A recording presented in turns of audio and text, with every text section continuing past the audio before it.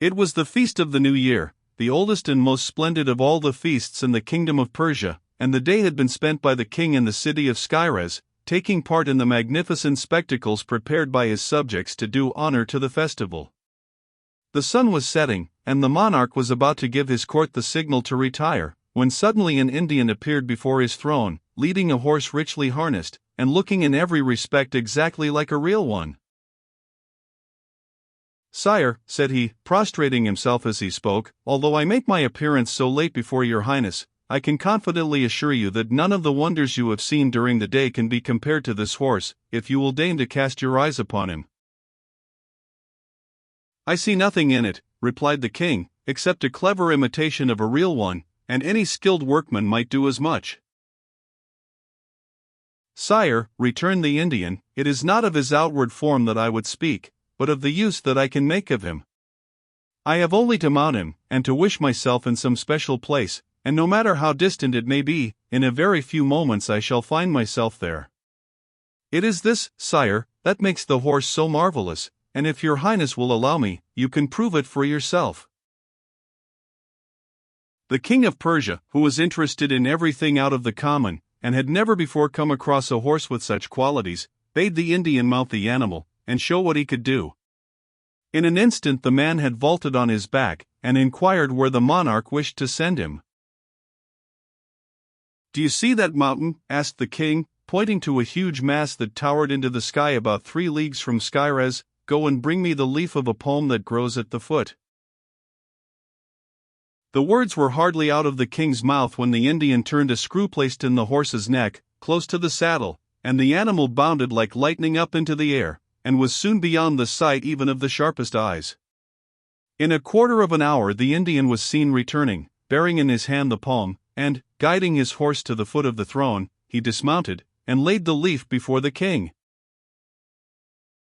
Now the monarch had no sooner proved the astonishing speed of which the horse was capable than he longed to possess it himself, and indeed, so sure was he that the Indian would be quite ready to sell it, that he looked upon it as his own already. "I never guessed from his mere outside how valuable an animal he was," he remarked to the Indian, "and I am grateful to you for having shown me my error," said he. "If you will sell it, name your own price." "Sire," replied the Indian, "I never doubted that a sovereign so wise and accomplished as your highness would do justice to my horse, when he once knew its power, and I even went so far as to think it probable that you might wish to possess it. Greatly as I prize it, I will yield it up to your highness on one condition. The horse was not constructed by me, but it was given me by the inventor, in exchange for my only daughter, who made me take a solemn oath that I would never part with it, except for some object of equal value." "Name anything you like," cried the monarch, interrupting him. "My kingdom is large, and filled with fair cities. You have only to choose which you would prefer, to become its ruler to the end of your life." "Sire," answered the Indian, to whom the proposal did not seem nearly so generous as it appeared to the king, "I am most grateful to your highness for your princely offer, and beseech you not to be offended with me if I say that I can only deliver up my horse in exchange for the hand of the princess your daughter." A shout of laughter burst from the courtiers as they heard these words, and Prince Firouz Shah, the heir apparent, was filled with anger at the Indian's presumption. The king, however, thought that it would not cost him much to part from the princess in order to gain such a delightful toy, and while he was hesitating as to his answer the prince broke in. "Sire," he said, "it is not possible that you can doubt for an instant what reply you should give to such an insolent bargain. Consider what you owe to yourself, and to the blood of your ancestors." "My son," replied the king, "you speak nobly, but you do not realize either the value of the horse, or the fact that if I reject the proposal of the Indian, he will only make the same to some other monarch, and I should be filled with despair at the thought that anyone but myself should own this 7th wonder of the world. Of course I do not say that I shall accept his conditions, and perhaps he may be brought to reason, but meanwhile I should like you to examine the horse, and, with the owner's permission, to make trial of its powers."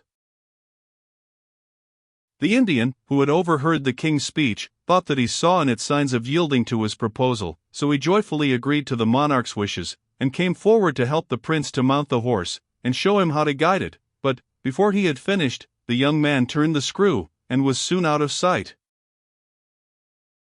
They waited some time, expecting that every moment he might be seen returning in the distance, but at length the Indian grew frightened, and prostrating himself before the throne, he said to the king, "Sire, your highness must have noticed that the prince, in his impatience, did not allow me to tell him what it was necessary to do in order to return to the place from which he started.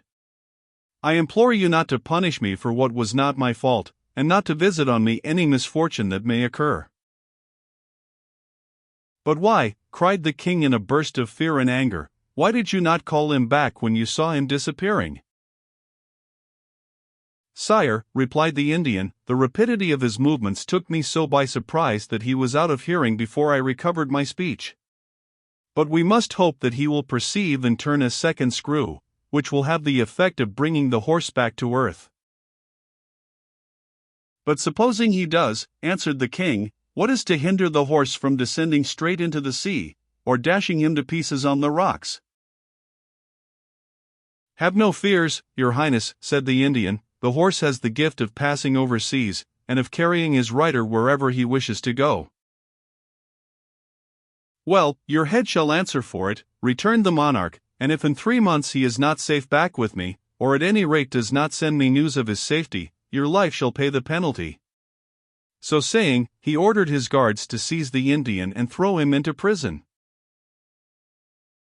Meanwhile, Prince Firouz Shah had gone gaily up into the air, and for the space of an hour continued to ascend higher and higher, till the very mountains were not distinguishable from the plains. Then he began to think it was time to come down, and took for granted that, in order to do this, it was only needful to turn the screw the reverse way, but, to his surprise and horror, he found that, turn as he might, he did not make the smallest impression. He then remembered that he had never waited to ask how he was to get back to earth again, and understood the danger in which he stood.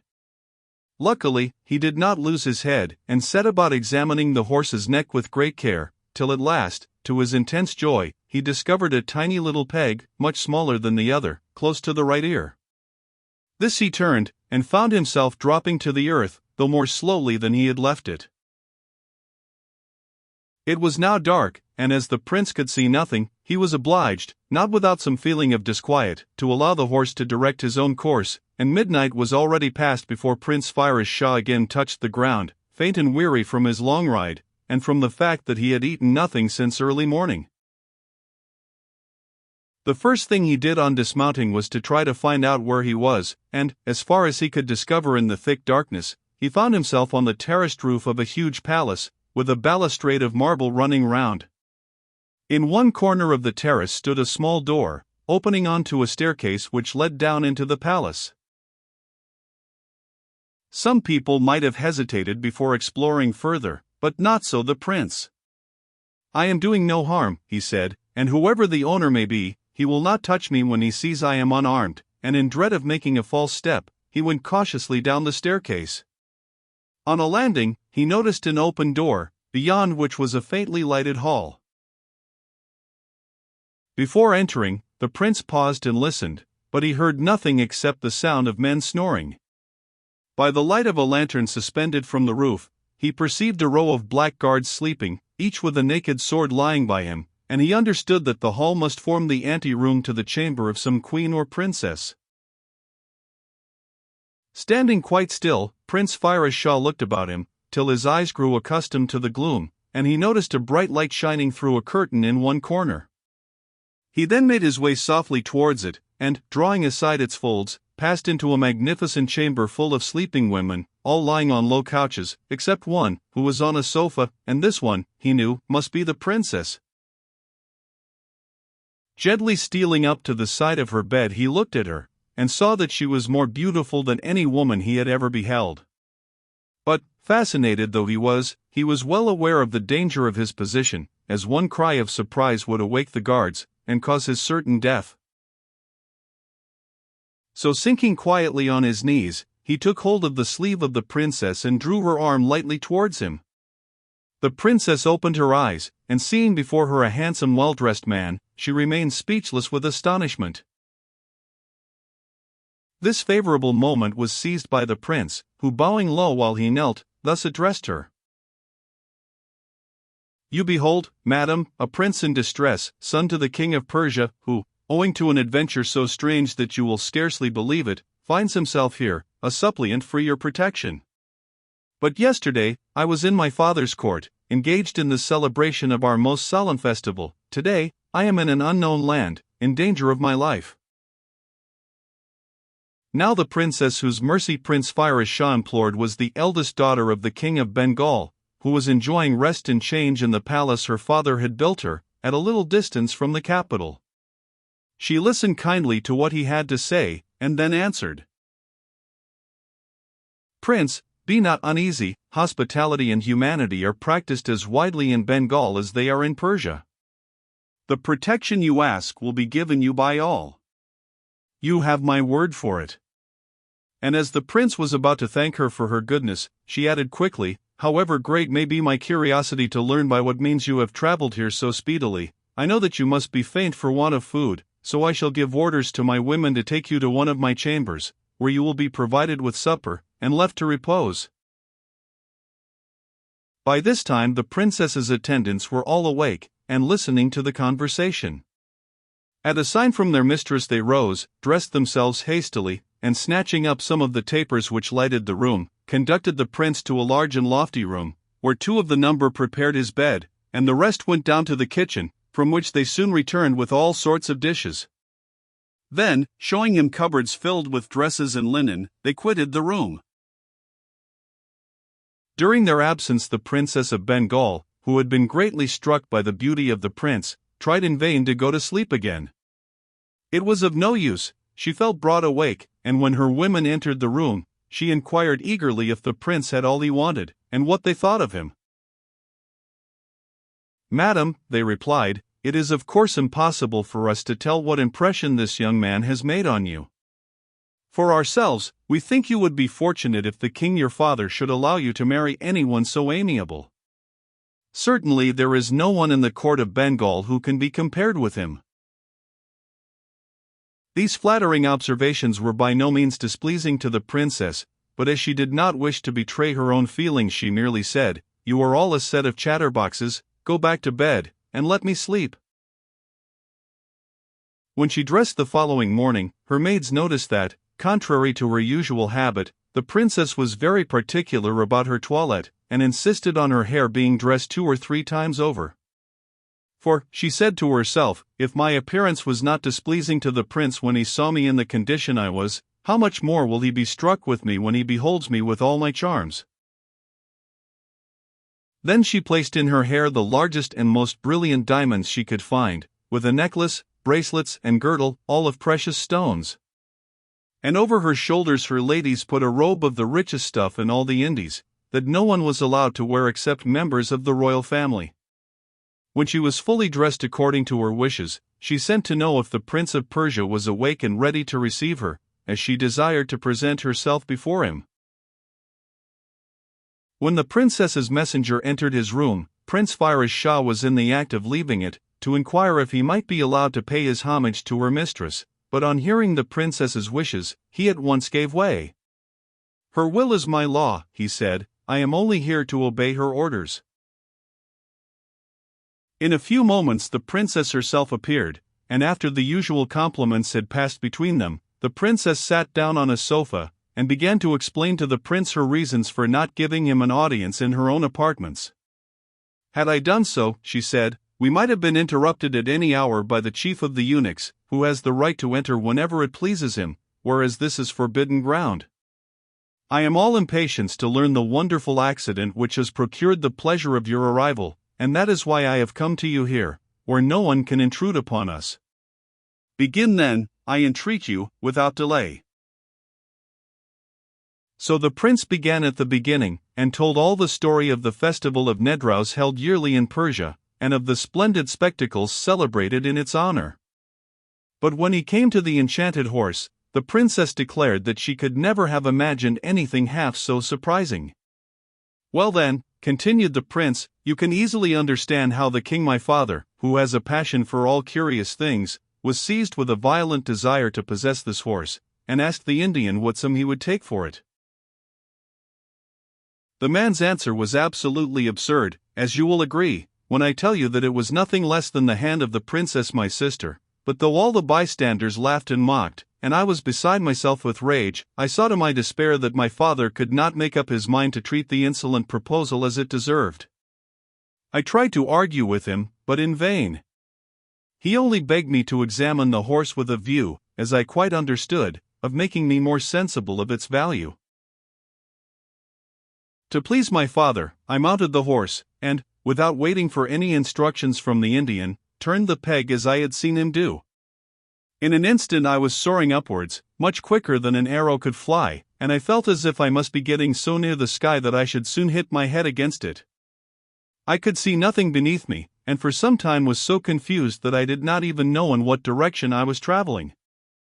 At last, when it was growing dark, I found another screw, and on turning it, the horse began slowly to sink towards the earth. I was forced to trust to chance, and to see what fate had in store, and it was already past midnight when I found myself on the roof of this palace. I crept down the little staircase, and made directly for a light which I perceived through an open door. I peeped cautiously in, and saw, as you will guess, the eunuchs lying asleep on the floor. I knew the risks I ran, but my need was so great that I paid no attention to them, and stole safely past your guards, to the curtain which concealed your doorway. The rest, princess, you know, and it only remains for me to thank you for the kindness you have shown me, and to assure you of my gratitude. By the law of nations, I am already your slave, and I have only my heart, that is my own, to offer you. But what am I saying? My own? Alas, madam, it was yours from the first moment I beheld you. The air with which he said these words could have left no doubt on the mind of the princess as to the effect of her charms, and the blush which mounted to her face only increased her beauty. Prince, returned she as soon as her confusion permitted her to speak, you have given me the greatest pleasure, and I have followed you closely in all your adventures, and though you are positively sitting before me, I even trembled at your danger in the upper regions of the air. Let me say what a debt I owe to the chance that has led you to my house. You could have entered none which would have given you a warmer welcome. As to your being a slave, of course that is merely a joke, and my reception must itself have assured you that you are as free here as at your father's court. As to your heart, continued she in tones of encouragement, I am quite sure that must have been disposed of long ago, to some princess who was well worthy of it, and I could not think of being the cause of your unfaithfulness to her. Prince Firoz Shah was about to protest that there was no lady with any prior claims, but he was stopped by the entrance of one of the princess's attendants, who announced that dinner was served, and, after all, neither was sorry for the interruption. Dinner was laid in a magnificent apartment, and the table was covered with delicious fruits, while during the repast richly dressed girls sang softly and sweetly to stringed instruments. After the prince and princess had finished, they passed into a small room hung with blue and gold, looking out into a garden stocked with flowers and arbutus trees, quite different from any that were to be found in Persia. Princess, observed the young man, till now I had always believed that Persia could boast finer palaces and more lovely gardens than any kingdom upon earth. But my eyes have been opened, and I begin to perceive that, wherever there is a great king, he will surround himself with buildings worthy of him. Prince, replied the Princess of Bengal, I have no idea what a Persian palace is like, so I am unable to make comparisons. I do not wish to depreciate my own palace, but I can assure you that it is very poor beside that of the king my father, as you will agree when you have been there to greet him, as I hope you will shortly do. Now the princess hoped that, by bringing about a meeting between the prince and her father, the king would be so struck with the young man's distinguished air and fine manners, that he would offer him his daughter to wife. But the reply of the Prince of Persia to her suggestion was not quite what she wished.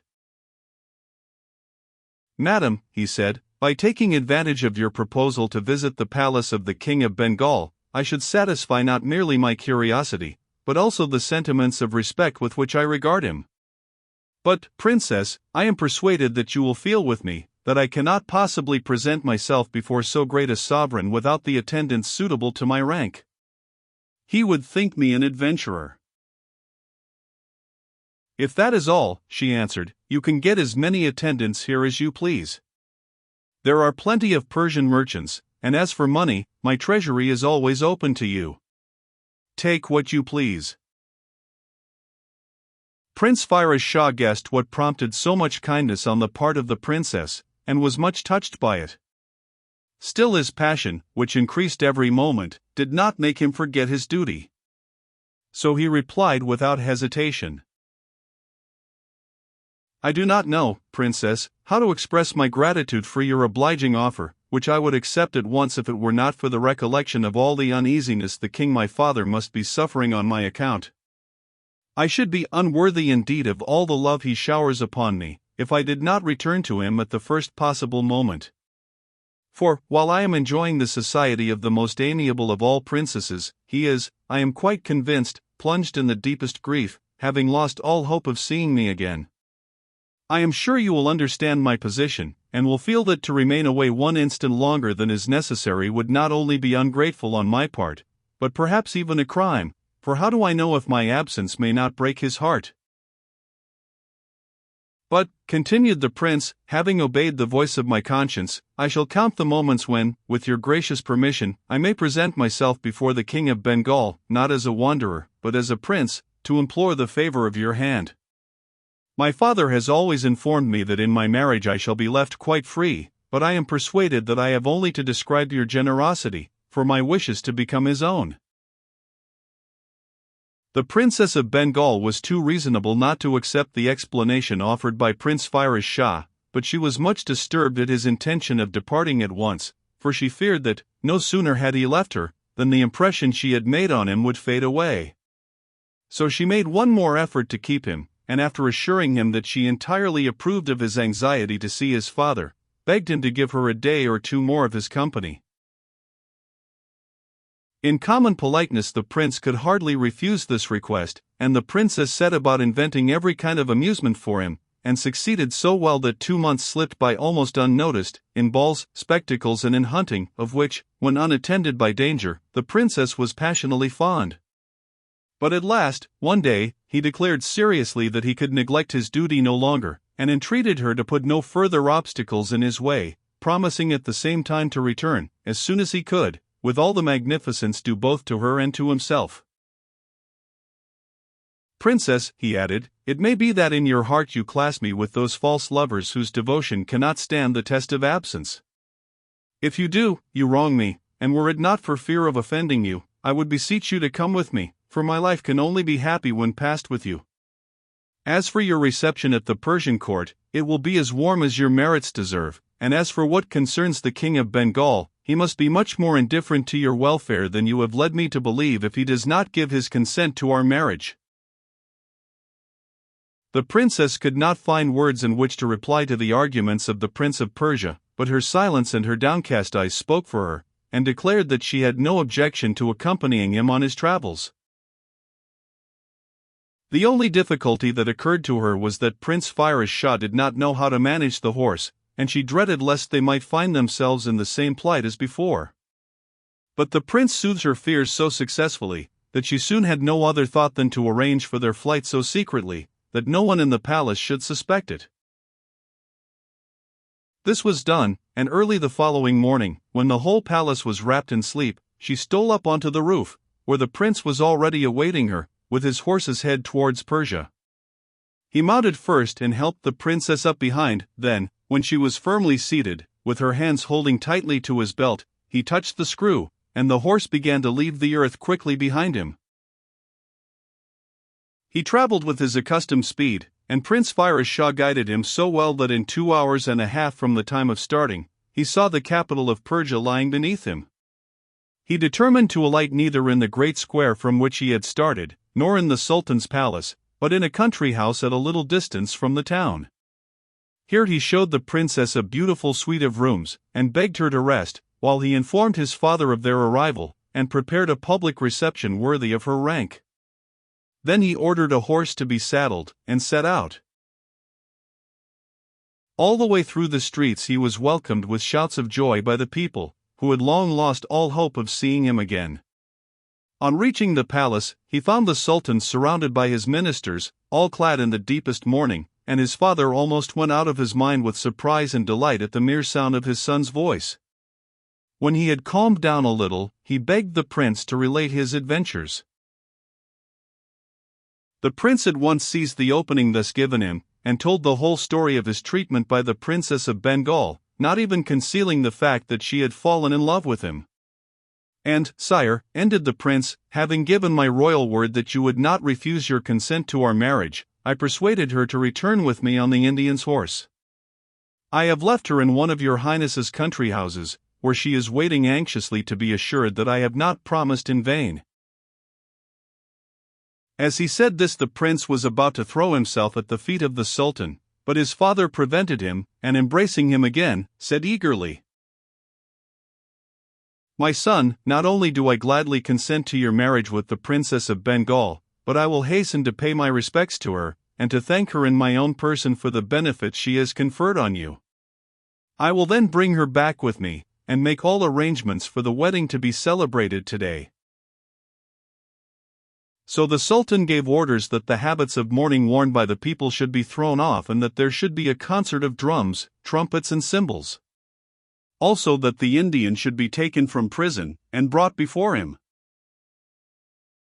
His commands were obeyed, and the Indian was led into his presence, surrounded by guards. "I have kept you locked up," said the Sultan, "so that in case my son was lost, your life should pay the penalty. He has now returned, so take your horse, and be gone forever." The Indian hastily quitted the presence of the Sultan, and when he was outside, he inquired of the man who had taken him out of prison where the prince had really been all this time, and what he had been doing. They told him the whole story, and how the Princess of Bengal was even then awaiting in the country palace the consent of the Sultan, which at once put into the Indian's head a plan of revenge for the treatment he had experienced. Going straight to the country house, he informed the doorkeeper who was left in charge that he had been sent by the Sultan and by the Prince of Persia to fetch the princess on the enchanted horse, and to bring her to the palace.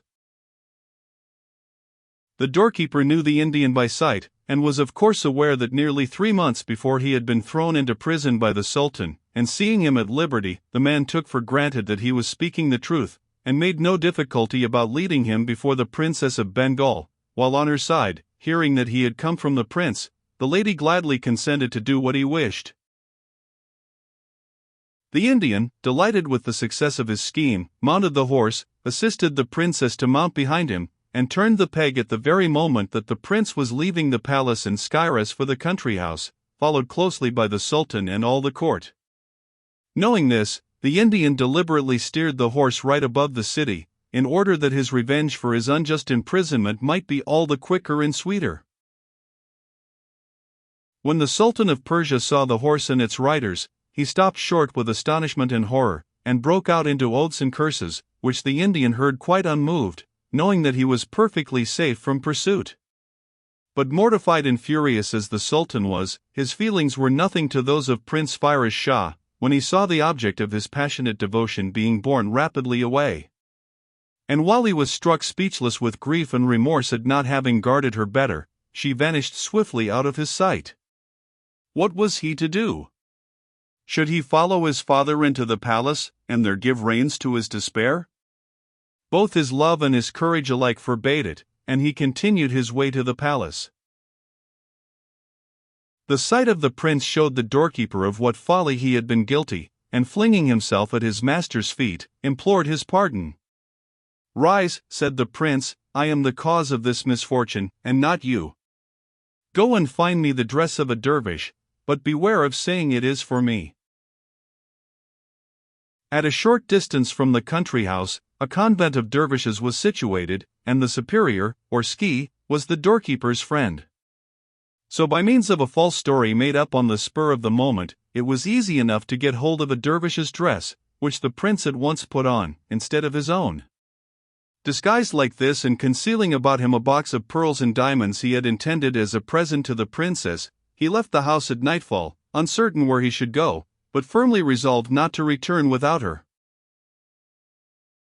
Meanwhile the Indian had turned the horse in such a direction that, before many hours had passed, it had entered a wood close to the capital of the kingdom of Kashmir.